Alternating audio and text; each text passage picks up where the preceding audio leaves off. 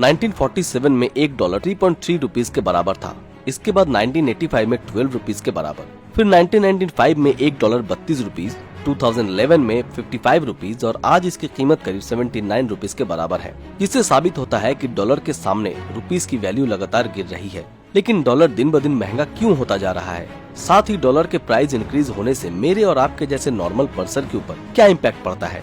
जिस तरह एक देश से दूसरे देश जाने वाले टूरिस्ट अपने देश की करेंसी से दूसरे देश की करेंसी खरीदते हैं, ठीक उसी तरह बिजनेसेस अपने देश की करेंसी का इस्तेमाल करके दूसरी करेंसी खरीदता है। इन सब को आप कुछ ऐसे समझ सकते हैं कि जब भी कोई फॉरेन कंपनी इंडिया में अपना बिजनेस सेटअप करती है, फैक्ट्रीज खोलती है और लोगों को जॉब देती है, तब वो इस दौरान होने वाले सारे पेमेंट्स रुपीज में करती है और सिमिलरली उसके पास रुपीज भी तभी आते हैं जब वो अपनी देश की करेंसी देकर रुपीज खरीदती है। अब ये सारी प्रोसेस जल्दी से निपट जाए, इसके लिए बैंक्स के पास पहले से ही फॉरेन करेंसीज मौजूद होती है, पर इस एक्सचेंज प्रोसेस को पूरा करने के लिए बैंक्स को आरबीआई के रूल्स का पालन करना होता है। रिजर्व बैंक ऑफ इंडिया की बात करें तो वो चाहता है कि ज्यादा से ज्यादा लोग इंडिया में इन्वेस्ट करें, जिससे हमारा प्यारा भारत फिर से एक बार सोने की चिड़िया बन जाए। हालांकि आरबीआई का रोल यहीं खत्म नहीं हो जाता, क्योंकि आरबीआई ये भी इंश्योर करता है कि भारत को किसी भी कंडीशन में पाकिस्तान की तरह आईएमएफ से बेल आउट्स या राहत पैकेज ना मांगना पड़ जाए, जिसके लिए आरबीआई अपने पास हमेशा बहुत सारी फॉरेन करेंसीज रखता है, जिसमें बहुत डॉलर भी शामिल होते हैं। आरबीआई की फॉरेन रिजर्व्स में रखे ये डॉलर्स बस यूं ही पड़े रहते हैं और अगर इंडिया को कभी सारे लोन्स चुकाने पड़ गए तब हमारे पास ये डॉलर्स हैं, जिन्हें बेचकर इंडिया अपने सारे लोन्स को चुका सकता है। यही foreign reserves world bank, IMF और बहुत सी फॉरेन कंपनीज को ये विश्वास देती हैं कि इंडिया पूरी तरह से स्टेबल है। अब अगर डॉलर के प्राइसेस बढ़ रहे हैं तब आरबीआई और गवर्नमेंट 3 तरह से डॉलर के प्राइस कंट्रोल कर सकता है। पहला, आरबीआई अपने रिजर्व में से कुछ डॉलर्स निकालकर उन्हें मार्केट में बेच सकता है। दूसरा, इंडियन गवर्नमेंट भारत के लोगों के लिए बाहर की चीजें लाना और डिफिकल्ट बना सकता है, जिससे कि डॉलर्स की डिमांड घट जाए। और तीसरा, गवर्नमेंट दूसरे देशों के लिए इंडियन चीजें खरीदना और भी ज्यादा अट्रैक्टिव बना सकता है, जिससे कि दूसरे देश डॉलर्स देकर ज्यादा रुपीस खरीदें। अगर आरबीआई चाहे तो ऑन पेपर अपनी पॉलिसीज में चेंज लाकर $1 को ₹1 के बराबर कर सकता है।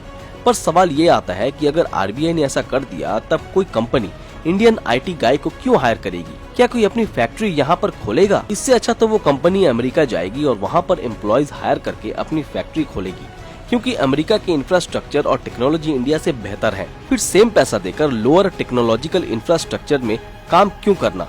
अगर डॉलर और रुपीस सेम हो गए तब हर इंडियन के लिए देश छोड़ना काफी आसान हो जाएगा, जिसके बाद वो अपने परिवार को लेकर भारत से चला जाएगा, जिसका सीधा सा मतलब है कि अगर $1 ₹1 के बराबर हो गया तब ये हमारे देश को ले डूबेगा। वैसे रुपीस की हालत अभी भी कुछ खास अच्छी नहीं है, क्योंकि इसको मौजूदा समय में 3 बड़ी प्रॉब्लम्स फेस करनी पड़ रही है। पहला प्रॉब्लम है पैसा इंडिया से बाहर जा रहा है, इसमें लोग रुपीस बेचकर फॉरेन करेंसीज खरीद रहे हैं। इसके बाद दूसरी प्रॉब्लम है ऑयल के बढ़ते प्राइसेस, क्योंकि बढ़ते ऑयल प्राइस के चलते नेचुरली इंडिया को सेम क्वांटिटी ऑफ ऑयल खरीदने के लिए ज्यादा से ज्यादा रुपीस बेचना पड़ेगा। और तीसरी बड़ी प्रॉब्लम को देखें तो वो है करंट अकाउंट डेफिसिट, जिसमें इंपोर्ट और एक्सपोर्ट के बीच का गैप बढ़ता जा रहा है, क्योंकि इंडिया के माल जितनी तेजी से बाहर से अंदर आ रहे हैं उतनी स्पीड से माल इंडिया से बाहर दूसरे देशों में नहीं बिक रहे हैं।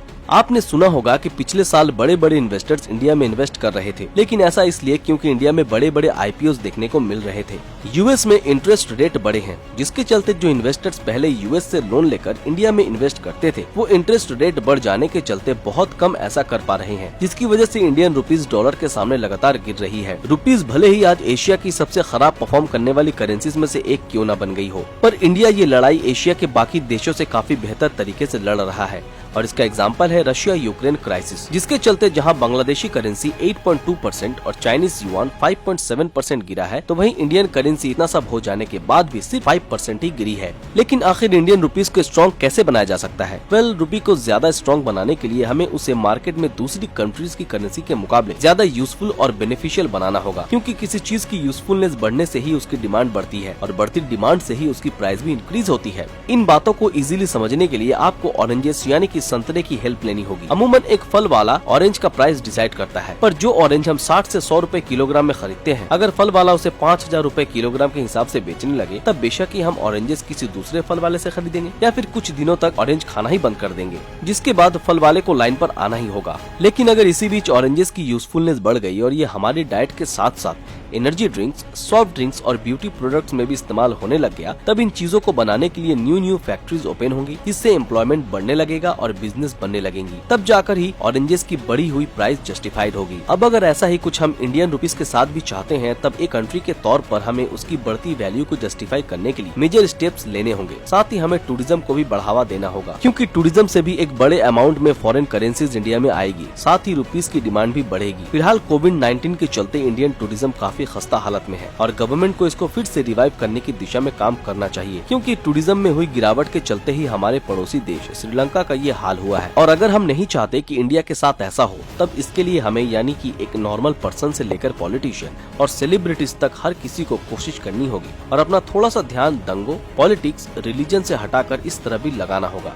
शायद तभी जाकर इंडियन करेंसी पूरी दुनिया में अपना परचम लहरा पाएगी। तो दोस्तों, कैसी लगी आपको हमारी ये वीडियो, हमें कमेंट में जरूर बताएं। और जिन लोगों ने हमारे फेसबुक पेज को अभी तक फॉलो नहीं किया है, वो तुरंत फॉलो कर दें। तो फिर मिलते हैं आपके साथ अगले वीडियो में, तब तक के लिए अलविदा।